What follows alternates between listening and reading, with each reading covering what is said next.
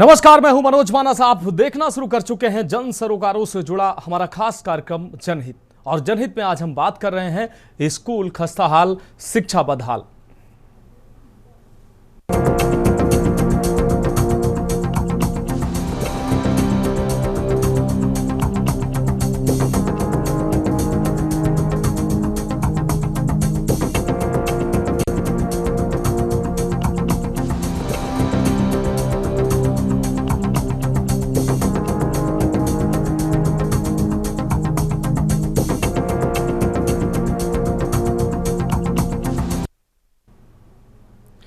तो आज हम बात करें स्कूल खस्ताहाल, शिक्षा बदहाल। शिक्षा ही किसी भी देश की बुनियाद और उन्नति का मार्ग होती है, लेकिन जब शिक्षा का आधार ही असुरक्षित हो तो क्या ही उम्मीद की जा सकती है कि हमारी आने वाली पीढ़ी सुरक्षित और बेहतर शिक्षा हासिल कर सकेगी।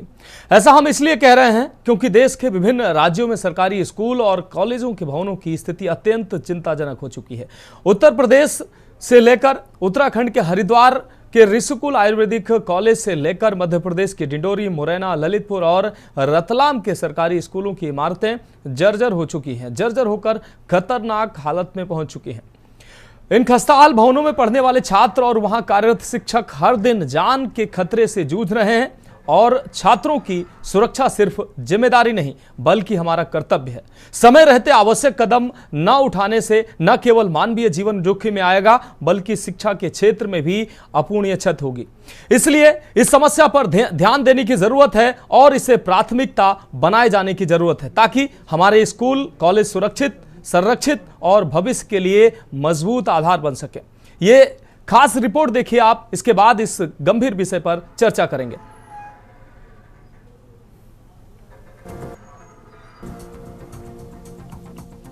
देश के विभिन्न राज्यों में सरकारी स्कूल और कॉलेजों की भव्य स्थिति बेहद चिंताजनक हो गई है।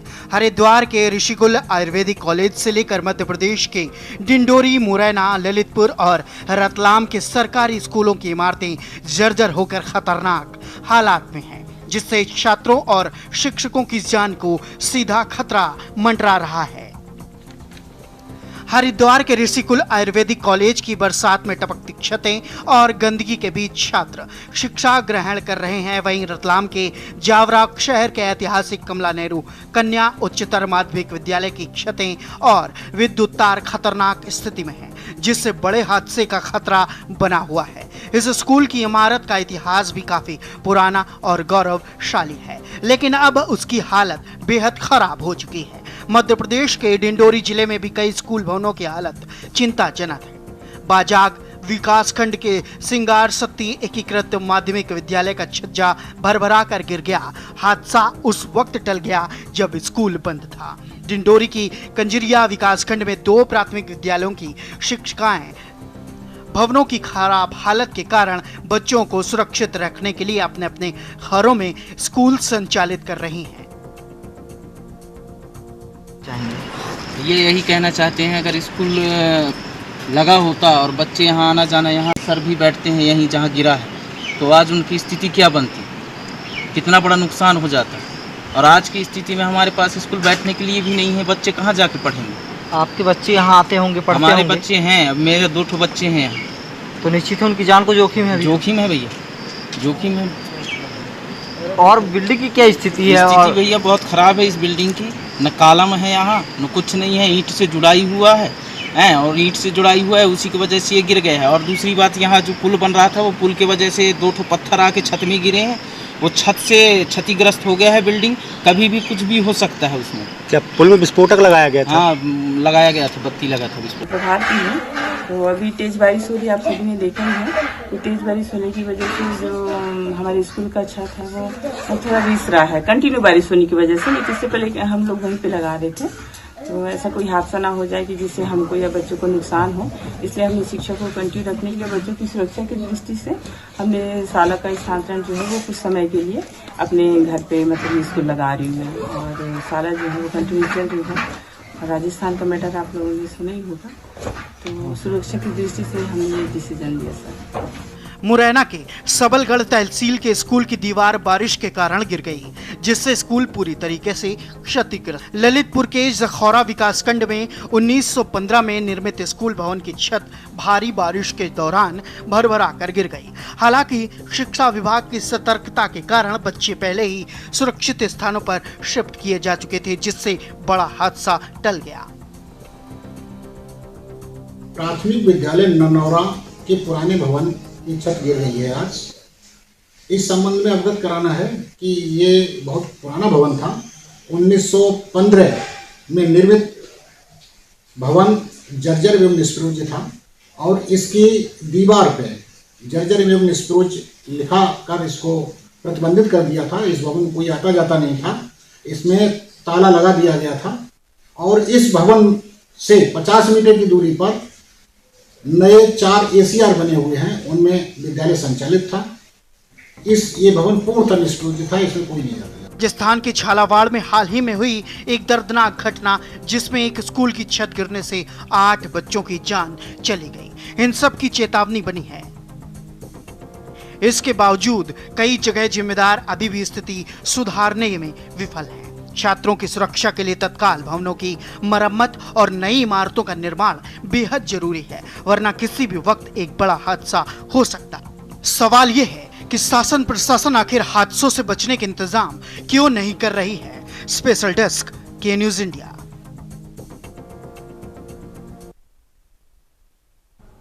तो इस संवेदनशील मसले पर हमारे साथ तमाम जिलों से हमारे संवाददाता जुड़े हुए, उनका रुख करेंगे कि आखिर उनके जनपद में विद्यालयों की स्थिति कैसी है, और खास मेहमान भी हमारे साथ जुड़ेंगे, उनके साथ चर्चा करेंगे कि आखिर इन स्कूलों की जर्जर स्थिति, जर्जर बुनियाद की असली वजह क्या है और अब तक जो है निर्माण क्यों नहीं हो पा रहा है। जो साल दर साल जो मरम्मत के लिए धन आता है वो धन आखिर जाता कहाँ, इस पर हम चर्चा जरूर करेंगे। लेकिन हमारे साथ फिलहाल अलग अलग जनपदों से संवाददाता जुड़ चुके हैं। मनोज कश्यप हरिद्वार से हमारे साथ जुड़ चुके हैं। राहुल बैरागी मध्य प्रदेश के रतलाम से हमारे साथ जुड़े हुए हैं। विवेक पाल संवाददाता कानपुर से हमारे साथ जुड़े हुए हैं। पहले अपने संवाददाताओं का रुख कर लेते हैं। राहुल बैरागी आपका रुख कर रहे हैं। राहुल बैरागी, रतलाम की अगर बात करें, रतलाम का एक ऐतिहासिक जो इमारत है, विद्यालय है, वो इस समय जर्जर स्थिति में है। न सिर्फ वो, बल्कि रतलाम के तमाम क्षेत्रों में ऐसे विद्यालय हैं जो अपनी बदहाली पर आंसू बहा रहे हैं, लेकिन प्रशासन चेत नहीं रहा है। विभाग, शिक्षा विभाग की आंखें नहीं खुल रही हैं। बच्चे जो हैं इन्हीं विद्यालयों में, इन्हीं जर्जर भवनों में पढ़ने के लिए मजबूर हैं। आखिर प्रशासन जो है, शिक्षा विभाग है, उसकी आंखें क्यों नहीं खुल रही हैं? रतलाम की वास्तविक स्थिति क्या है विद्यालयों की, वो हमारे दर्शकों को बताइए।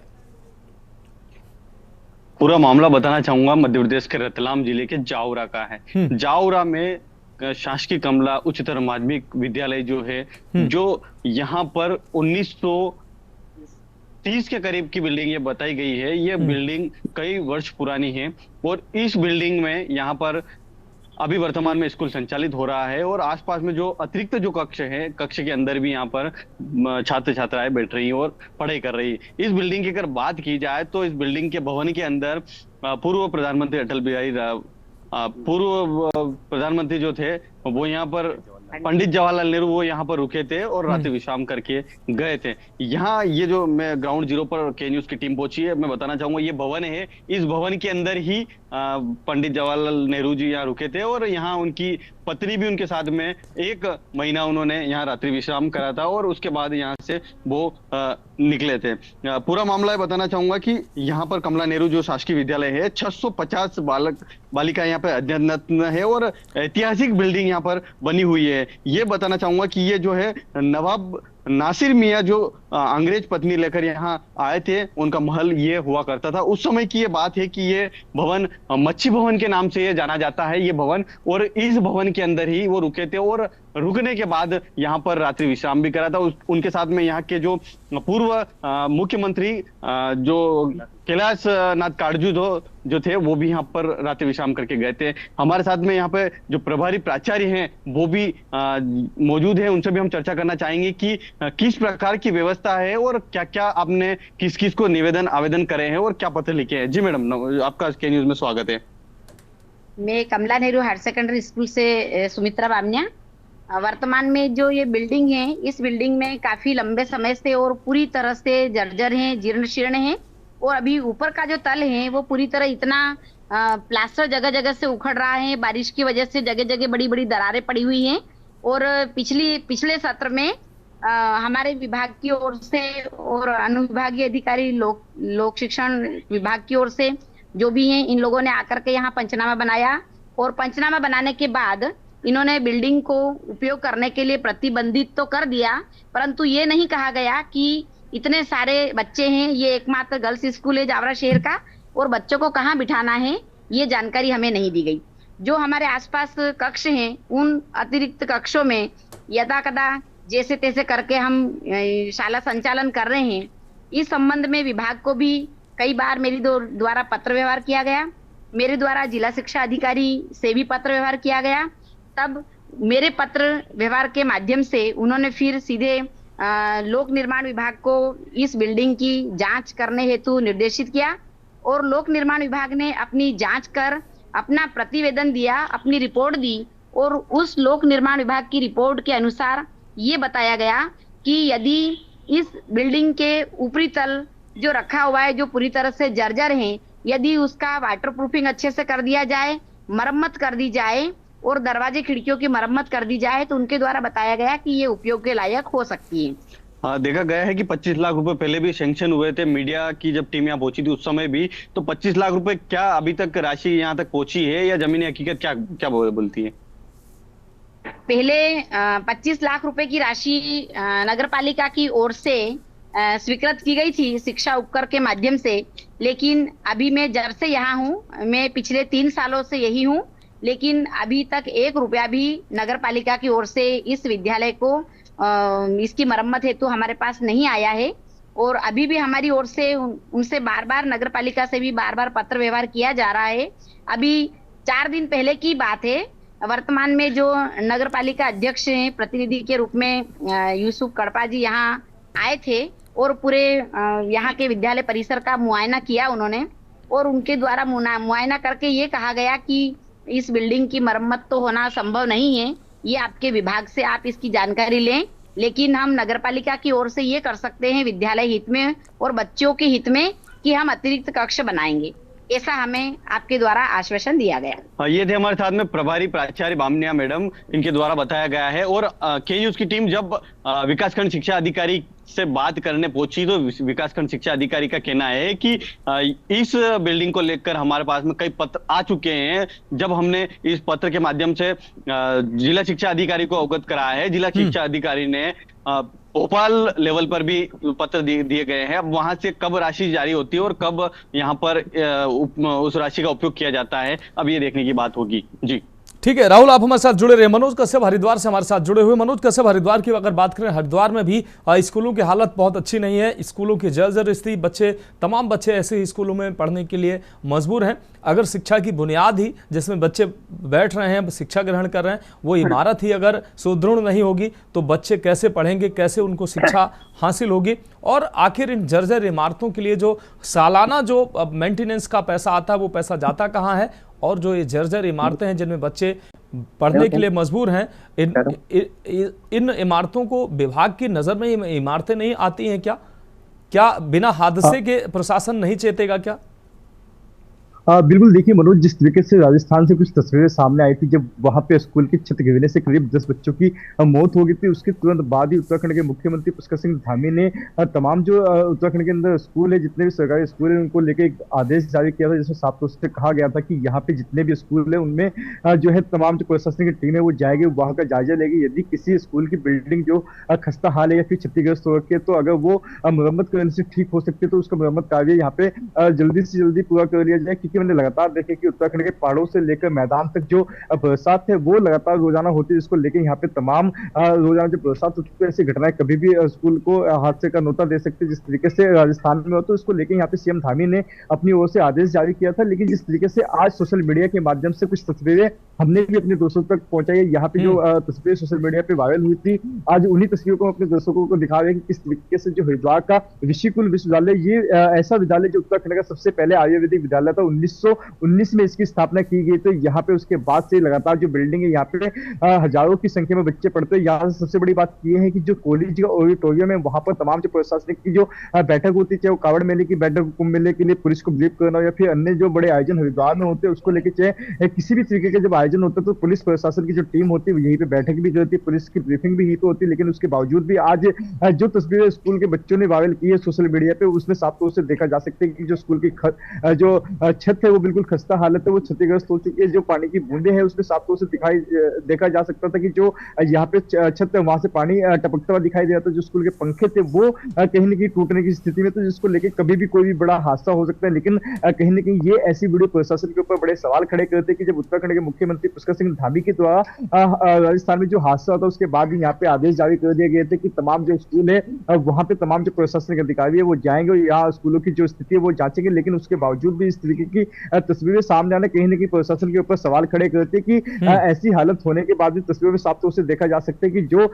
स्कूल की छत है वहां पर अधिक पानी आने की वजह से जो काई है, जो मलबा है बरसात के पानी का, वो वहां पे जम चुका है। यहाँ पे खास तौर से जो दीवारें वो पूरी तरीके से क्षतिग्रस्त हो सकती है। यानी कि कहा जा सकता है कि जिस तरीके की हालत हरिद्वार के विश्वविद्यालय की है, तो उसके बाद यहाँ पे कोई बड़ा हादसा हो सकता है। यानी कि ये कहना बिल्कुल गलत नहीं होगा कि जिस तरीके से राजस्थान के स्कूलों में बिल्कुल राजस्थान की घटना ने आप निश्चित रूप से सबक दिया है, लेकिन सबक सीखने के लिए शायद हम तैयार नहीं है। मनोज कश्यप आप जुड़े रहिए हमारे साथ। शुभम कुलसेठ से मुरैना से हमारे संवाददाता जुड़ चुके हैं। शुभम आपका रुख कर रहे हैं। शुभम, मुरैना की अगर हम बात करें, मुरैना में भी जर्जर स्कूलों की तस्वीरें सामने आ रही, इन्हीं स्कूलों में बच्चे जो है मासूम बच्चे पढ़ने के लिए मजबूर हैं। क्या विभाग की आंखों में ये तस्वीरें नहीं जाती हैं, उनके आंखों के सामने तक ये तस्वीरें नहीं पहुंचती हैं? विभाग को इसकी जानकारी नहीं होती है कि आखिर ऐसे जर्जर विद्यालयों में बच्चे पढ़ते हैं, बिना हादसे के हम चेतते आखिर क्यों नहीं है?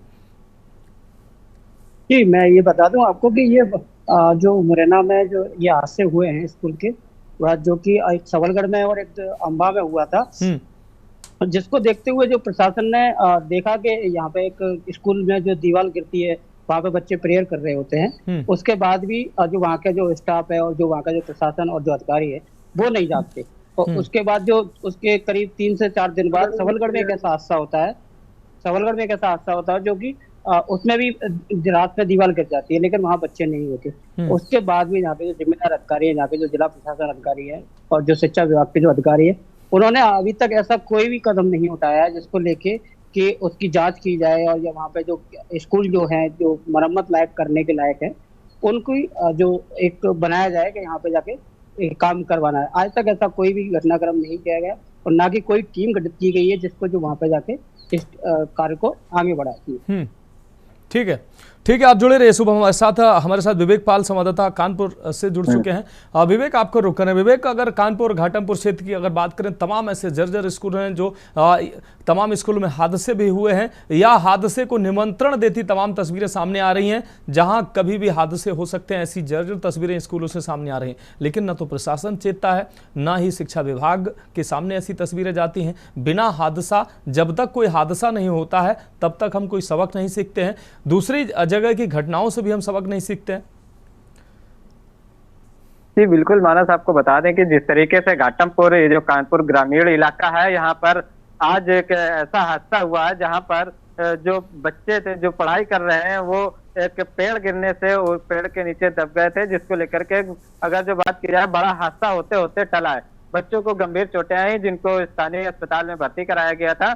हालांकि आपको बता दें घाटमपुर विधानसभा क्षेत्र में कई ऐसे विद्यालय हैं जो अभी जर्जर हालत में पड़े हुए हैं और उनको जब बेसिक शिक्षा के यहाँ खंड शिक्षा अधिकारी जब यहाँ से रिपोर्ट भेजते हैं तो उसके बाद भी यहाँ पर अभी तक उन जर्जर बिल्डिंगों पे किसी प्रकार की कोई ना तो मरम्मतीकरण कराया जाता है, ना ही तो उन पे कोई नई बिल्डिंग का निर्माण किया जाता है। कहीं ना कहीं अगर जो बात की जाए, जो एक जो बच्चों की एक नींव मानी जाती है, जो प्राथमिक विद्यालय होते हैं, जो छोटी कक्षाएं होते हैं जहां से बच्चे पढ़ के फिर बड़े स्कूलों में कॉलेजों में जाते हैं और उसके बाद अपनी नौकरियां हासिल करते हैं। कहीं ना कहीं जब उनकी नींव ही ऐसी देखने को मिल रही है जहां पर कई ऐसे जर्जर विद्यालय हैं जैसे जहांगीराबाद, और हाल ही में एक जो विद्यालय जहां पर बिल्डिंग जर्जर होने के बाद जब इस बच्चों को बाहर मैदान पे पढ़ाया जा रहा था तो उसी दौरान एक पेड़ गिरा था।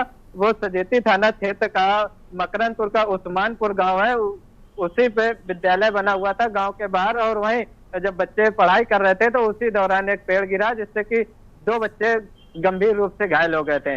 अब बात करें, ऐसे ही एक विद्यालय और पड़ा हुआ है जिसे यहाँ पर बताया जाता है कि यमुना तटवर्ती वाले क्षेत्र ऐसे जहाँ पर ज्यादा बारिश होती है, लेकिन जर्जर जो विद्यालय है वहाँ पे प्रशासन की नजरें क्यों नहीं जाती हैं और स्थानीय जो जनप्रतिनिधि हैं उनकी नजरें क्यों नहीं जाती हैं, अधिकारी इस पे क्यों अमल नहीं करते हैं।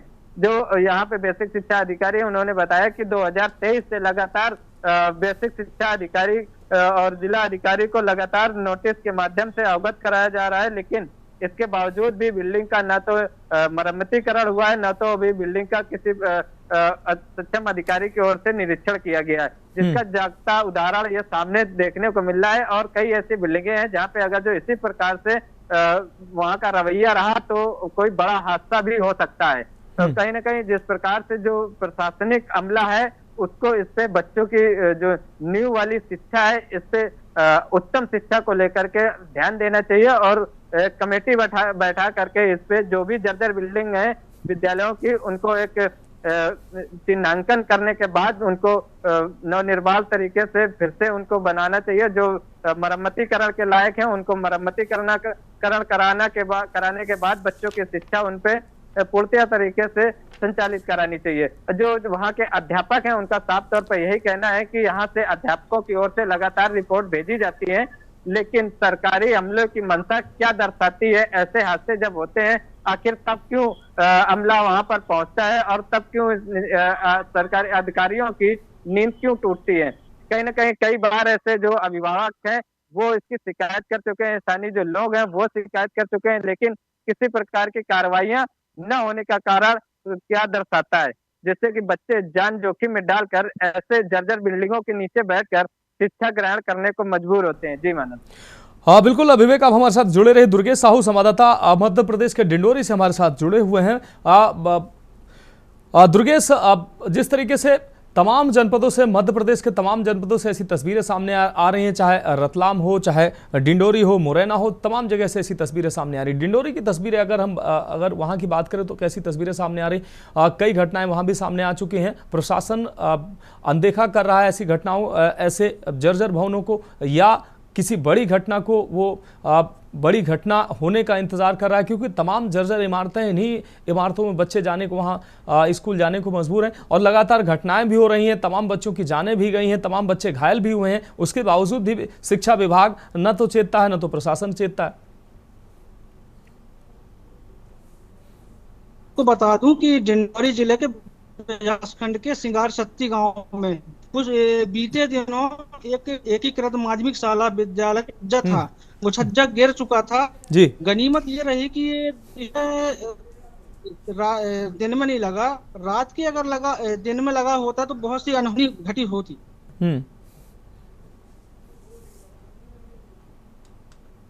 जैसे ही इस घटना की जानकारी एसडीएम, तहसीलदार और अपने बजाज सीओ को जैसे जानकारी लेके मौके स्थल पर जांच करने पहुंचे और तुरंत बाद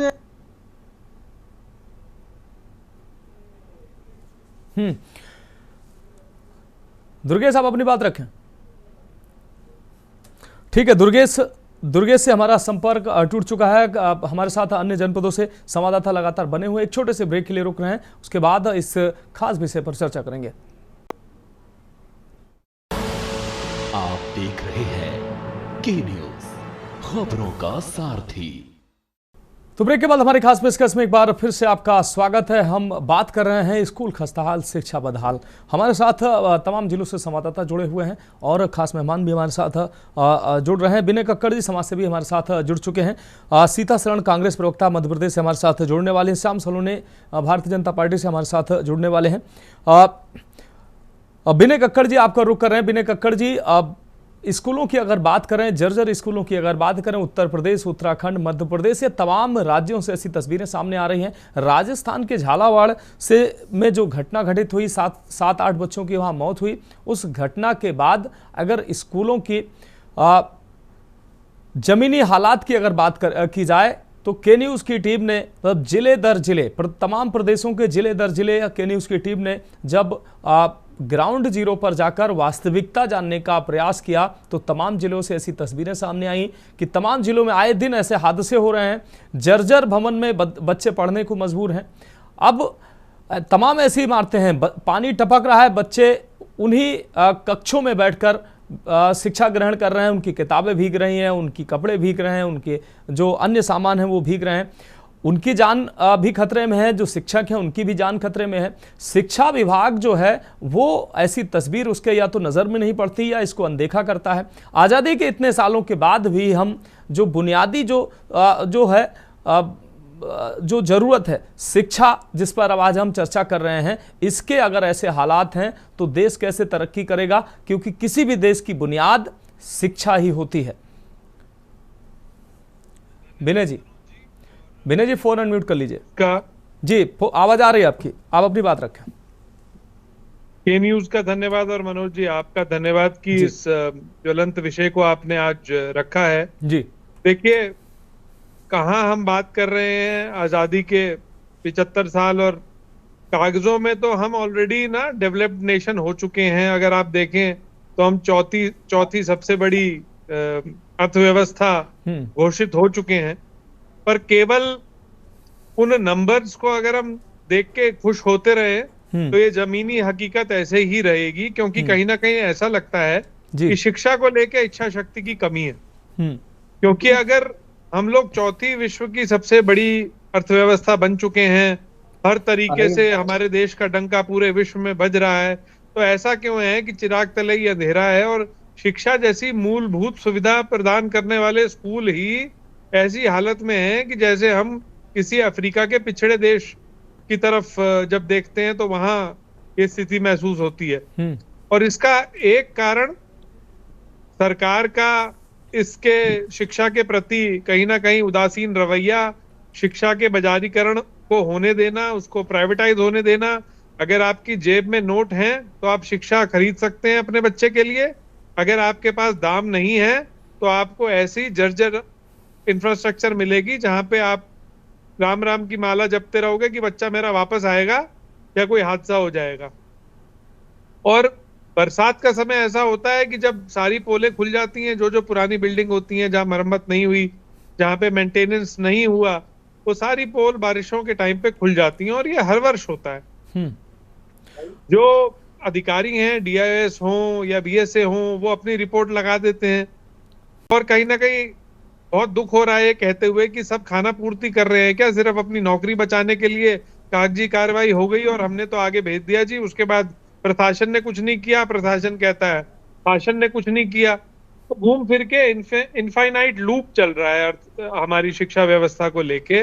तो जो बात मैंने अपनी शुरुआत में कही थी कि इच्छा शक्ति की कमी, और ये किसी एक प्रदेश की कहानी नहीं है। आपने सारे प्रदेशों की, अलग अलग प्रदेशों की न्यूज दिखाई है। सब प्रदेशों में एक जैसा हाल है सरकारी स्कूलों का। प्रदेश सरकार, केंद्र सरकार कहीं ना कहीं सारी जिम्मेदार हैं।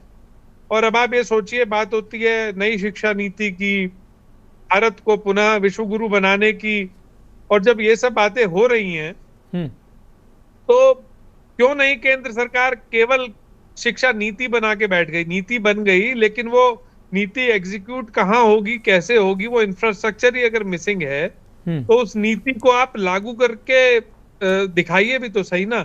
जब आपके पास इंफ्रास्ट्रक्चर नहीं है, आपके पास बच्चे को पढ़ाने के लिए जगह नहीं है, और आप कह रहे हो कि हमने इतनी बढ़िया नीति बना दी, हम इतिहास के साथ छेड़छाड़ हुई थी उसको ठीक कर रहे हैं। बहुत अच्छी बात है, ठीक है, बहुत अच्छी बात, इतिहास के साथ छेड़छाड़ को ठीक करना है। लेकिन जो हमारी अधिकतर आबादी है जो प्राइवेट स्कूल्स अफोर्ड ही नहीं कर सकती है, उनके लिए ठीक से बैठ के पढ़ने का एनवायरनमेंट ही नहीं है जी। उन्हें ये नहीं पता कि छत सर पे गिरेगी, हमें अपने सर को बचाना है या मैडम क्या पढ़ा रही हैं या सर क्या पढ़ा रहे हैं या शिक्षक क्या पढ़ा रहे हैं उस पर ध्यान देना है। ऐसी स्थिति में आप कैसे तो विश्व गुरु बनेंगे और कैसे अपने आप को चौथी बड़ी अर्थव्यवस्था बनाए रखेंगे? बिल्कुल, ये बड़े सवाल हैं और इन सवालों की तह में जरूर जाना होगा कि आखिर हम लगातार हम अपने आप को विकसित राष्ट्र की श्रेणी में ले जाने की बात कर रहे हैं, लेकिन जो बुनियादी चीजें हैं, बच्चों को हम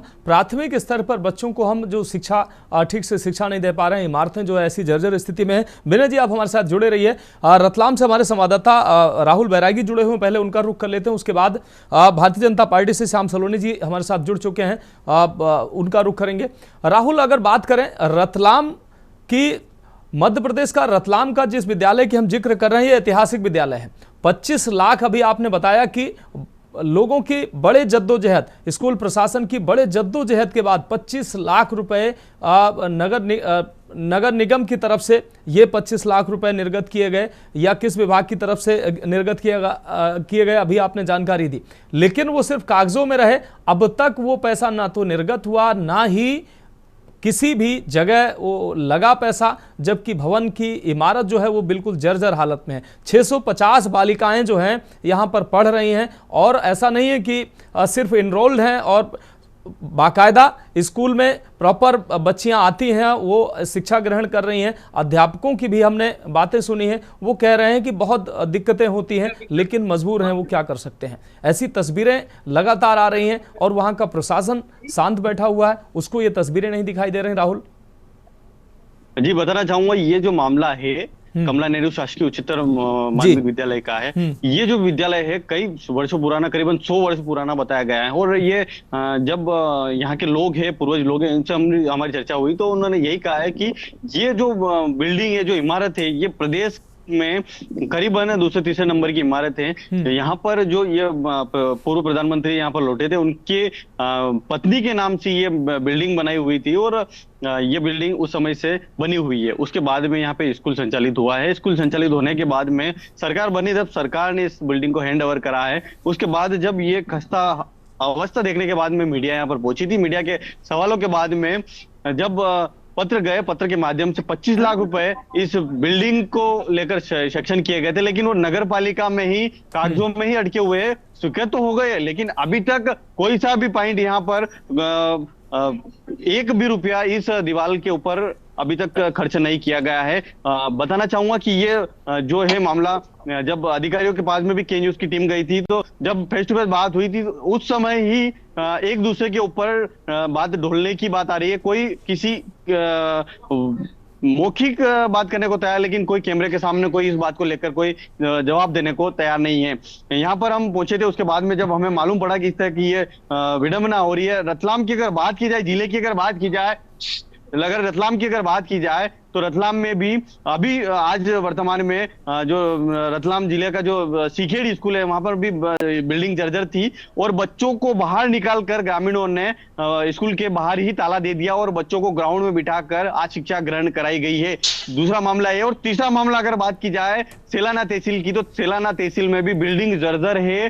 कोई भी जिम्मेदार अधिकारी उस ओर ध्यान देने को तैयार नहीं है। 1 महीना हो गया है, एक छोटी सी टापरी बना रखी, टापरी के अंदर स्कूल संचालित हो रहा है वर्तमान की स्थिति में। और जो स्कूल है वो शासकीय प्राथमिक विद्यालय पुपुरुंडा, जो उसका गांव है, उस गांव के अंदर छोटी सी टापरी के अंदर बच्चे पढ़ने को तैयार, नौनिहाल टापरी के अंदर भविष्य अपना निखार रहे हैं। लेकिन जो स्कूल की जो बिल्डिंग है वहां की, वो खासा खराब हो चुकी है, कोई उस ओर ध्यान देने को तैयार नहीं है। मीडिया जब वहां पहुंची है, उसके बाद जिम्मेदार अधिकारी पत्र देकर इतिश्री करने में लगे हैं। जी ठीक है।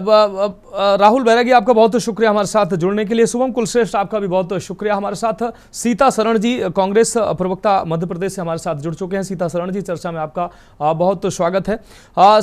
सबसे पहले श्याम सलोनी जी का रुख कर लेते हैं। भारतीय जनता पार्टी के नेता हैं और वरिष्ठ नेता हैं और बड़ी ही बेबाकी से अपनी राय रखते हैं। श्याम सलोनी जी, आपका रुख करें। श्याम सलोनी जी, न सिर्फ उत्तर प्रदेश, उत्तराखंड, राजस्थान, मध्य प्रदेश, तमाम इन राज्यों की तस्वीरों की अगर बात करें तो प्राथमिक जो विद्यालय हैं, उच्चतर माध्यमिक विद्यालय हैं, इनकी स्थिति जो है काफ़ी जर्जर है। विद्यालय का निर्माण जो है कहीं होना है लेकिन वर्षों से हो नहीं पा रहा है। जर्जर स्कूल में बच्चे पढ़ने को मजबूर हैं। कई जगह इमारतें ऐसी हैं कि आज गिरे कल गिरे वाली स्थिति है, बिल्कुल जर्जर इमारतें हैं, लेकिन विभाग आंखें बंद किए हुए बैठा हुआ है। उत्तर प्रदेश की तमाम तस्वीरें हमने अपने दर्शकों को दिखाई हैं, मध्य प्रदेश की तमाम जिलों की तस्वीरें दिखाई हैं, उत्तराखंड के तमाम जिलों की तस्वीरें हमने दिखाई हैं। आखिर जब शिक्षा जैसी बुनियादी सुविधाएं जो है बच्चों को हम दे नहीं पा रहे हैं, अगर बेहतर शिक्षा नहीं दे पा रहे हैं, बच्चों को अगर ऐसे स्कूलों में पढ़ने के लिए मजबूर होना पड़ रहा है, तो फिर हमारी बुनियाद अगर इस तरीके की होगी तो देश कैसे आगे बढ़ेगा? क्योंकि शिक्षा ही किसी देश की बुनियाद होती है, और हमारी प्राथमिक शिक्षा का ये हाल है तो हमारा देश कैसे विश्वगुरु बनेगा? चौथे नंबर तीसरे नंबर की इकोनॉमी कैसे बनेगा जब ये हालात, जमीनी हालात नजर आ रहे हैं? मनोज जी, आपको मेरा नमस्कार जी। मेरे पैनल पर बैठे साथियों को भी मेरा प्रणाम, राधे राधे जी। देखिए मनोज जी, निश्चित तौर पर के न्यूज के साथ हमने कई बार साझा किया है अपने विचारों को। जी। के न्यूज का धन्यवाद मैं बार बार इसलिए करता हूँ कि जो जनता से जुड़े हुए अहम मुद्दे हैं वो लेकर के आप आते हैं। शुक्रिया। और निश्चित तौर पर मैं ये कह सकता हूँ आज कि जो प्राथमिक विद्यालय हैं उनकी ज्यादातर हालत खराब है, खराब थी बल्कि मैं कहूंगा, क्योंकि पिछली आप ये ना कहना कि मैं किसी सरकार पर दोष दे रहा हूं। नहीं, आप ईमानदारी से अपनी बात रख सकते हैं। पिछली सरकारों में ये मान के चलिए कि जनता के मन में एक ऐसा भाव आ गया है कि जब से पिछली सरकारों ने अपने शिक्षकों को बीएलओ बना दिया, शिक्षा से हटा करके उसे दूसरे काम पर लगा दिया, जब विद्यालय में शिक्षक मिलेंगे नहीं तो अभिभावक अपने बच्चों को उस विद्यालय में पढ़ाने से थोड़ा हिचकिचाते हैं कि मेरे बच्चे वहां पढ़ नहीं पाएंगे। फिर उन अभिभावकों का, पेरेंट्स का रुझान हो जाता है प्राइवेट स्कूलों की ओर। जब प्राइवेट स्कूलों की तरफ वो जाते हैं तब धीरे धीरे स्थिति ये बन जाती है कि वो जो सरकारी विद्यालय है वो जर्जर हालत में हो जाते हैं। अब चूंकि ये सिलसिला चलता चला आया, हमारी सरकार, योगी जी की सरकार आई है 2017 में, हमने भी इन स्थितियों को देखा।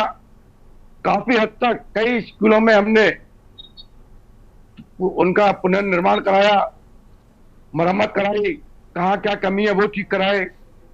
और अभी जो मर्ज का एक कार्यक्रम चल रहा था उसके पीछे कई कारण थे मानस जी। हमारा उद्देश्य ये नहीं था कि हम कई बच्चों को परेशान कर रहे हैं, हमारा उद्देश्य सरकार का ये था कि अभी जो स्कूलों की हालत खराब है, हम बच्चों को भी दूसरी जगह शिफ्ट करते हैं। 2 बिल्डिंगों, 2 गांव के बच्चे, 3 गांव के बच्चे एक स्कूल में पढ़ेंगे। उन विद्यालयों की स्थितियां हमको ठीक करनी है, उन्हें बिल्डिंगों को दोबारा पुनर्निर्माण ठीक होने के बाद वो विद्यालय वहीं आते। लेकिन विपक्ष ने जिस तरीके से माहौल बिगाड़ता, पेरेंट्स भी उसमें शामिल होने लगे, उनको लगा कि अब हमारे बच्चे कैसे पढ़ेंगे, तो हमने थोड़ा सा उसमें संशोधन किया है। हमने संशोधन ये किया है कि अब हम जो 50 बच्चे हैं वो विद्यालय वही रहेंगे और 1 किलोमीटर से ऊपर तक के वो सब ठीक है श्याम सलोनी जी, वो सब ठीक है, लेकिन विद्यालयों की स्थिति कैसे सुधरेगी? किसी विद्यालय में छज्जा गिर रहा है, किसी में छत गिर रही है, किसी में लेंटर गिर रहा है, किसी में पेड़ गिर रहे हैं, तो बच्चे जो हैं बड़े ही भरोसे के साथ इन स्कूलों में अभिभावक अपने बच्चों को भेजते हैं, और वहां अगर उनकी जिंदगी सुरक्षित नहीं है, शिक्षा वो बाद में ग्रहण करेंगे, पहले वो सुरक्षित रहेंगे, तो पहले सुरक्षित वातावरण उनको मिलना चाहिए, सुरक्षित बिल्डिंग मिलनी चाहिए, जिस जगह पे वो बैठ के पढ़ाई कर रहे हैं वो जगह सुरक्षित होनी चाहिए, उसके बाद फिर शिक्षा की बात होगी। तमाम जगहों से ऐसी जर्जर तस्वीरें सामने आ रही हैं जो डराती हैं कि आखिर कोई घटना ऐसी ना हो जाए, बच्चे नीचे पढ़ रहे हैं, ऊपर से पानी टपक रहा है, उनकी किताबें भीग रही हैं, उनके कपड़े भीग रहे हैं। जी मनोज जी, उसके लिए पहली जिम्मेदारी उस विद्यालय के प्रधानाध्यापक की है, प्रिंसिपल महोदय की जिम्मेदारी है। उनकी बिल्डिंग यदि गिरासू है, जर्जर हालत में है, वो अपने बीएसए को लिख के दे रहे हैं, जो भी उनका संबंधित अधिकारी है, जो वह फाइनेंस करेगा, जो जिसके अथॉरिटी है, अगर वो लिख करके दे रहा है, वो अथॉरिटी पर्सन उस पर अमल नहीं करते हैं, ठीक है, प्रिंसिपल इस बात को कह सकते हैं कि मैंने तो जिम्मेदारी निभाई लेकिन ये अधिकारी नहीं निभाई, क्योंकि सरकार पैसा देती है। ये सब मिलकर के कुछ लोग जैसे अभी आपके मैं इससे सहमत हूँ, सरकार पैसा देती है। एक कमी होती है, मैंने बार बार कई बार आपके चैनल पर कहा है, स्थानीय हमारे जो भी प्रतिनिधि हैं जी, ज्यादातर गांव में ये पार्षद का, जिला पंचायत सदस्य का, प्रधान का ये ड्यूटी होती है। बिल्कुल, उनकी ये जिम्मेदारी है इस बात से मैं आपके कि उनके इत्तेफाक रखता हूं श्याम सलोनी जी। ये बात जो आपने कही महत्वपूर्ण कही कि जो स्थानीय प्रतिनिधि होते हैं उनकी उदासीनता, उनकी असंवेदनशीलता जरूर नजर आती है, नहीं तो कम से कम वो अपने क्षेत्र के स्कूलों या अपने क्षेत्र की समस्याओं को जिम्मेदारों तक पहुंचा सकते हैं, लेकिन वो ऐसी जहमत नहीं उठाते हैं। ठीक है श्याम सलोनी जी, आपकी बात आगे। हम सीता शरण जी, कांग्रेस प्रवक्ता हमारे साथ जुड़े हुए मध्य प्रदेश से। सीता शरण जी, मध्य प्रदेश के तमाम जनपदों से मुरैना की अगर हम बात करें, मुरैना में विद्यालय में दीवार गिरने से बच्चे घायल हो गए। रतलाम की अगर बात करें, रतलाम का कमला नेहरू जो शासकीय विद्यालय है, 1930 का यह विद्यालय है। अंग्रेजों के जमाने की जो बिल्डिंगें हैं वो सरकार जो है अब कह रही है कि भाई अब हम देसी बिल्डिंगें कम से कम अब बननी चाहिए। अंग्रेजों के जमाने की बिल्डिंगें हैं, जर्जर हो चुकी हैं, पानी टपक रहा है, कभी भी गिर सकती हैं। वहां पर 650 बालिकाएं पढ़ रही हैं रतलाम में, और उसकी कोई सुध लेने वाला नहीं है। देश की संसद भी अब तो बदल गई है, हमारे माननीय के बैठने की जगह भी अब अच्छी बन गई है। इन बच्चों को कब अच्छे स्कूल मुहैया होंगे?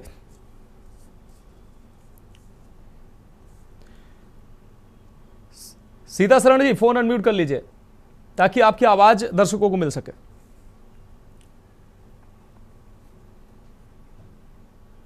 जी जी, आ रही आवाज, आ रही आदरणीय? बिल्कुल सर, अब अपनी बात रखें। जी आ रही। 11 वर्ष से सत्ता में बीजेपी की सरकार है केंद्र में, और 21 वर्ष से हमारे मध्य प्रदेश में है। और मध्य प्रदेश के साथ साथ जिस तरीके से बीजेपी द्वारा जो 2020 का शिक्षा नीति और इसका बजट कम कर देना, स्कॉलरशिप को स्टॉप कर देना, और उन जर्जर स्कूलों की हालत जिस तरीके से, जैसे अभी आदरणीय सयानी जी कह रहे थे, तो नीचे के कर्मचारियों को दोष दे रहे थे। नीचे के कर्मचारियों का दोष नहीं है, मैं आपको बताऊं।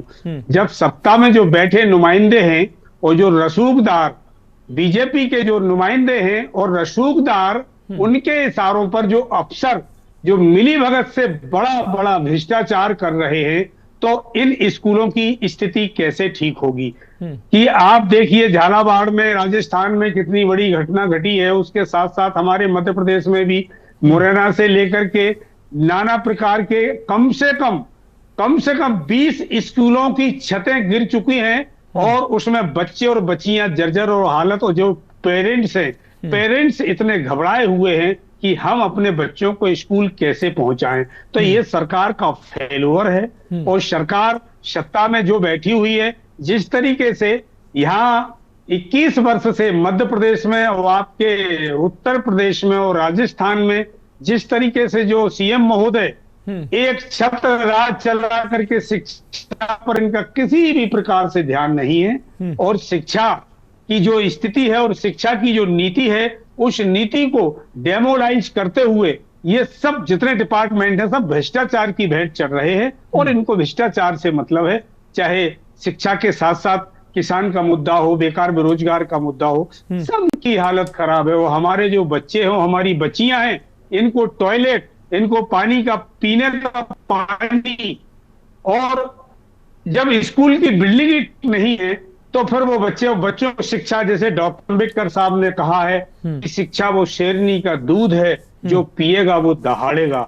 लेकिन आज की शिक्षा इस सत्ता में और बीजेपी सरकार में बहुत डेमोलाइज हो रही है और बहुत वीक है। और मैं तो सरकार से कहता हूं कि आप पे शिक्षा नीति के साथ साथ अगर देश भी नहीं संभाल रहा है, मैं बिल्कुल मानता हूं 21 साल में छोड़ दीजिए। सीता शरण जी, 21 साल से मध्य प्रदेश में भाजपा की सरकार है, मौजूदा समय में भाजपा सरकार है, और कुछ दिन पहले राजस्थान में भी आ गई। लेकिन राजस्थान में इससे पहले आपकी सरकार थी। आप कुछ अपने क्रांतिकारी फैसले वहां के बता दीजिए, जो स्कूलों में अमूलचूल परिवर्तन आपने किए, जो स्कूल कॉलेज आपने बनवाए, जो ये झालावाड़ की घटना हुई है, ये आपके शासनकाल में भी ये स्कूल था। कुछ अब भारतीय जनता पार्टी की वहां सरकार आ गई। हालांकि नैतिकता के आधार पर जिस सरकार है उसकी जिम्मेदारी है, लेकिन आपके सरकार में भी यही विद्यालय था, यही जर्जर बिल्डिंग थी। उस समय अगर आपने इसमें देख रेख कर ली होती, निर्माण करा दिया होता, इसकी मरम्मत करा दी होती, तो शायद ये घटना न घटती। और अब मौजूदा सरकार ने नहीं कराया तो ये घटना हो गई है। तो सिर्फ सिर्फ भारतीय जनता पार्टी पर निशाना साधना आप अपनी जिम्मेदारी से मुकर नहीं सकते हैं। देखिए वही बात आ गई है सामने जी, ये इमरजेंसी की बात, कांग्रेस की बात, पुरानी बात उखेड़ करके जिस तरीके से जो पिछले दौर पे जाते हैं, पिछला दौर तो किस अरे पिछले दौर में भी बजट निर्गत हुआ होगा, पिछले दौर में चलिए मैं मानता हूं नैतिकता के आधार पर अभी जो सरकार है उसी की जिम्मेदारी है, लेकिन अभी कुछ समय पहले ही राजस्थान में आपकी सरकार थी, उस समय झालावाड़ का जो विद्यालय जहां ये दुर्घटना हुई 7 बच्चों की जिंदगी गई है, आखिर उनको जवाब उन परिवारों के प्रति जवाबदेही आपकी नहीं बनती है, भारतीय जनता पार्टी की नहीं बनती है? इससे पहले आपकी सरकार थी, तो आप सरकार खेलेंगे, ये उनकी सरकार की घटना थी, ये इनकी सरकार की घटना थी। रतलाम के जिस स्कूल की हम बात कर रहे हैं 1930 से ये स्कूल संचालित हो रहा है, आजादी के समय से पंडित नेहरू इस स्कूल में गए हुए थे, और ये जो तस्वीरें हम टेलीविजन स्क्रीन पर दिखा रहे हैं उसी समय ये उसी विद्यालय की तस्वीरें हैं। ऐसे जर्जर विद्यालय में बच्चे पढ़ने को मजबूर हैं। ये एक सरकार का काम नहीं है सीता शरण जी। सरकारें कोई भी हो, अपनी जिम्मेदारी को बखूबी से निभाना चाहिए। सीता शरण जी, बस यही मैं आपसे कह रहा हूं कि जो लेटेस्ट में जो सरकारें हैं, इनने सर्वे कराया क्या, इनने सर्वे नहीं कराया, तो इनका जो फेल्योर है भाई, लेटेस्ट में जो सत्ता में होते हैं सवाल उन्हीं से पूछा जाता है, और सत्ता में केवल रसूखदारी के अलावा, भ्रष्टाचारी के अलावा इनको किसी प्रकार की कोई सुध नहीं है कि जिस तरीके से जो घटनाएं घट रही हैं, छज्जे और छतें जो क्षतिग्रस्त होकर के हमारे बच्चों को और स्कूली हमारे नौनिहालों को, अब हमारे मध्य प्रदेश में देखिए आप कि मध्य प्रदेश में पूर्व मुख्यमंत्री महोदय शिवराज सिंह जी का बंगला आज की तारीख में, अब वो केंद्रीय कृषि मंत्री हैं, सबसे ज्यादा इस मध्य प्रदेश में जो आज की ताजी खबर है कि मामा जी का महल, मामा जी का घर महल और नौनिहालों का खंडहर, नौनिहालों का जो जहां शिक्षा का मंदिर है वो खंडहर, आज की लेटेस्ट न्यूज है पेपरों में और आपके मीडिया के माध्यम से जिस तरीके से जो सीता शरण जी खबर मिल रही है। जी ठीक है सीता शरण जी, आपकी बात आ गई। विनय कक्कड़ जी समाज सेवी हमारे साथ जुड़े हुए। विनय कक्कड़ जी, जब जिम्मेदारी की बात आती है तो मेरी सरकार, तेरी सरकार, और जिम्मेदारी से मुकर जाना ये आसान होता है, लेकिन सरकार किसी की भी हो, पहले कांग्रेस की सरकार थी, अभी मौजूदा समय में बीजेपी की सरकार है, लेकिन जिम्मेदारी से भागने की आदत हमारी सरकारों या हमारे जनप्रतिनिधियों के अंदर है और तोहमत मढ़ने की है। आगे बढ़कर जिम्मेदारी कोई नहीं लेना चाहता, क्या कहेंगे आप? मैं ये कहना चाहूंगा कि देखिए, राजनीतिज्ञ तो राजनीति उनकी मजबूरी है और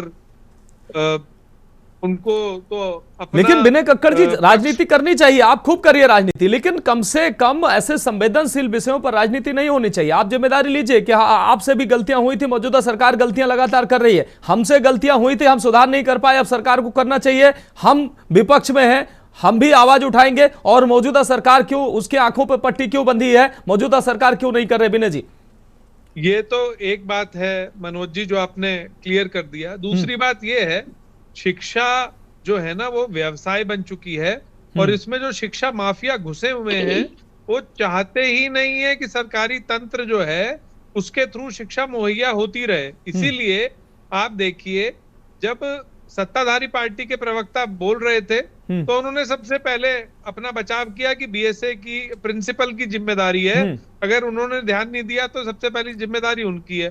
तो मतलब जनप्रतिनिधियों ने अपना पल्ला झाड़ लिया, जबकि होना यह चाहिए जैसे एक गांव गोद लिया जा सकता है, क्या हर जनप्रतिनिधि, एक पार्षद अपने वार्ड में जो सरकारी स्कूल है उसको गोद लेके उसकी प्राथमिक जिम्मेदारी नहीं ले सकता क्या?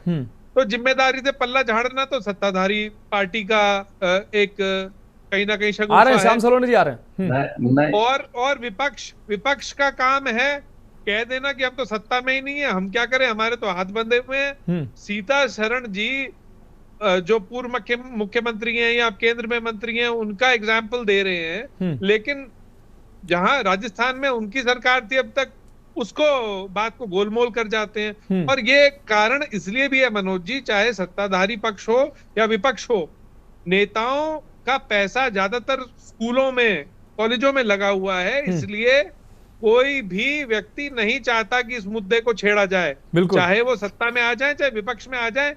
विपक्ष भी नहीं बोलता इन मुद्दों पे, ना स्कूलों की तरफ देखता, क्योंकि अपने उनके खुद स्कूल होते हैं, अपने उनके खुद के स्कूल है, सत्ता पक्ष और विपक्ष के तमाम नेताओं के खुद के स्कूल है। अगर वो सरकारी स्कूलों के अगर व्यवस्था ठीक कर देंगे, फिर उनके स्कूलों में बच्चे कहां जाएंगे? विनय जी बिल्कुल ठीक है, ठीक है विनय जी, आपकी बात आ गई। श्याम सलोनी जी, एक बार फिर से हम आपका रुख करें। श्याम सलोनी जी, एक तो विनय जी ने जो कहा कि साफ तौर पर शिक्षा का जो अब बाजारीकरण हो गया है, पक्ष और विपक्ष के तमाम मंत्रियों, तमाम नेताओं, तमाम विधायकों के अपने निजी स्कूल हैं, तो जानबूझकर ये सरकारी जो भवन है या सरकारी विद्यालय हैं, इनकी नहीं चाहता है कोई कि इनकी स्थिति भी सुधरे और यहाँ भी बच्चे जाकर पढ़ें, क्योंकि इससे उन्हीं का नुकसान होगा। दूसरी चीज जो जिम्मेदारी लेने की बात है, कमला नेहरू शासकीय विद्यालय जो रतलाम का है, ऋषिकुल विद्यालय जो उत्तराखंड का है, ये ऐतिहासिक इमारतें हैं और आज़ादी के बाद से ये इमारतें हैं। अब आज़ादी के बाद की तमाम निशानियां मिट गई हैं, अब ये जर्जर भवन इनको हटा दीजिए साहब, अब बच्चों को नई इमारतें दे दीजिए, माननीयों के लिए भवन बन गए हैं। इन बच्चों को टपकते हुए पानी के बीच क्यों पढ़ना पड़ रहा है? आखिर जिम्मेदारी आप जैसे लोग या सत्ताधीश क्यों नहीं लेते हैं? श्याम सलोनी जी। मनोज जी, मैंने बड़े स्पष्ट शब्दों में कहा था जी, और हम नहीं आप ठीक कह रहे हैं, आप ठीक कह रहे हैं कि गलती हो सकती है निचले स्तर पर, लेकिन निचले स्तर का व्यक्ति कह रहा है, आप कह रहे हैं कि प्रधानाचार्य जिम्मेदार हैं, प्रधानाचार्य कह रहा है कि ऊपर के अधिकारी नहीं सुन रहे हैं, उससे ऊपर का अधिकारी कह रहा है ऊपर के अधिकारी नहीं सुन रहे हैं। अगर यही टाल मटोल होती रहेगी तो फिर वास्तविकता में समस्या का समाधान कौन करेगा? नहीं, मैंने जो कहा था मनोज जी, स्कूल जो प्राइमरी स्कूल हैं जी, उनकी जिम्मेदारी जनता ने लोकल स्तर पर अपने पार्षद चुने हैं, गांव में प्रधान चुने हैं, जिला पंचायत सदस्य हैं, इनकी क्या काम है? इनकी जिम्मेदारी है कि हमारे गांव के, हमारे मोहल्ले के जो नौनिहाल बच्चे पढ़ने जा रहे हैं, क्या वो पढ़ने का स्थान ठीक है कि नहीं? इनकी परिधि में आते हैं ये सब चीजें। अगर ये नहीं करा रहे हैं तो उसकी जिम्मेदारी उनकी भी है। दूसरी बात, मैंने कहा था कि जो प्रिंसिपल है, प्रिंसिपल की जिम्मेदारी बनती है कि जिस बिल्डिंग में मैं बैठा हूं, मेरे साथ में बच्चे बैठे हैं, क्या वो बच्चे सुरक्षित हैं? कल को कोई हादसा हो जाएगा तो उसकी जवाबदेही कौन देगा? यदि ऊपर वाले उसकी बात को नहीं सुन रहे हैं तो उसको आगे बढ़ना चाहिए, मीडिया के सामने आना चाहिए, और सरकार की भी जिम्मेदारी है कि सरकार के भी नुमाइंदे जाने चाहिए। कोई एक व्यक्ति ऐसे नियुक्त करना चाहिए कि इन बिल्डिंगों में जाइए, इन विद्यालय में जाइए कि इनकी हालत क्या है। लेकिन उस सबके बावजूद जो बिल्डिंग का मुखिया है, जो प्रिंसिपल है, जो बीएससी है, एबीएससी है, जेडी है, उनकी जिम्मेदारी, नैतिक जिम्मेदारी बनती है। मैं अपने आगरा में ही बताता हूँ, कई ऐसे विद्यालय हैं जो जर्जर है और प्रिंसिपल नहीं लिख के देते हैं। जैसे आपने कहा था, कुछ लिखते हैं, उनकी बात नहीं सुनी जाती है, लेकिन सरकार तक बात जानी चाहिए। अब तो मुख्यमंत्री, जितने भी मुख्यमंत्री हैं, सबने पोर्टल बनाए हुए हैं। अब प्रिंसिपल तो उन्होंने कितने मुख्यमंत्री पोर्टल किए हैं कि साहब हमारे स्कूल के विद्यालय की जर्जर हालत है। ठीक है, ठीक है श्याम सलोनी जी, आपकी बात आ गई। विनय कक्कड़ जी, आपकी बहुत छोटी सी प्रतिक्रिया। विनय कक्कड़ जी, आपकी बहुत छोटी सी प्रतिक्रिया। मनोज जी, मैं मेरी प्रतिक्रिया इस बात पर, श्याम सलोनी जी की बात पर यह है कि अब दूसरा टर्म चल रहा है, योगी जी की 2.0 सरकार चल रही है, तो जैसे भाजपा मन की बात सुनाने के लिए घरों से निकाल के इकट्ठा करके लोगों को लेके आती है, क्या भाजपा के ही अलग अलग पदाधिकारी अपने पार्षदों को, अपने विधायकों को ये जिम्मेदारी नहीं दे सकते कि सरकारी स्कूल जो आपके क्षेत्र में है, इनका पोषण करना, इसकी निगरानी रखना? निश्चित रूप से दे सकते हैं विनय कक्कड़ जी, निश्चित रूप से दे सकते हैं। यही बात श्याम सलोनी जी ने कही कि यही दुखद है। श्याम सलोनी जी कह रहे हैं कि जिम्मेदारी नहीं ले रहे हैं, पार्षद जिम्मेदारी नहीं ले रहे हैं, या ग्रामीण क्षेत्र में प्रधान जिम्मेदारी नहीं ले रहे हैं, ऊपर बैठे बीएसए और तमाम जो अधिकारी हैं वो जिम्मेदारी नहीं ले रहे हैं। उन तक अगर समस्याएं पहुंचती भी हैं तो वो कागजों पर संज्ञान, उच्च अधिकारियों के संज्ञान में जानकारी है ऐसा कहकर टाल मटोल करते नजर आते हैं। लेकिन कहीं ना कहीं समस्याएं जस की तस बनी हुई हैं। कहीं छज्जा गिर रहा है स्कूलों में, कहीं दीवारें गिर रही, कहीं लेंटर टपक रही है, कहीं पेड़ गिर रहे हैं, बच्चे नौनिहाल जो है उनके चपेट में आ रहे हैं, घायल भी हो रहे हैं, उनकी जान भी जा रही है, लेकिन इस समस्या का समाधान नहीं हो पा रहा है। लेकिन ये गंभीर विषय है, संवेदनशील भी है। सरकारों को और जनप्रतिनिधियों को और जिम्मेदारों को, शिक्षा विभाग के जिम्मेदारों को अपनी जिम्मेदारी का निर्वहन करना पड़ेगा, क्योंकि अगर शिक्षा की बुनियाद ही कमजोर होगी तो हमारा राष्ट्र उन्नति की ओर अग्रसर नहीं हो पाएगा। जो हमारा रास्ता है, हमने जो रास्ता तय किया है कि हम विकसित भारत बनाएंगे, अगर हमारी बुनियाद, शिक्षा की बुनियाद अगर हमारी मजबूत नहीं होगी तो हम विकसित भारत नहीं बन पाएंगे। ये सपना हमारा अधूरा रह जाएगा। इसलिए सबसे पहले इस बुनियाद को मजबूत करने की जरूरत है। तो फिलहाल बहुत शुक्रिया आप सभी मेहमानों का हमारे साथ जुड़ने के लिए। चर्चा में अभी के लिए मेरे साथ इतना ही। मुझे दीजिए इजाजत और आप देखते रहिए के न्यूज़ इंडिया।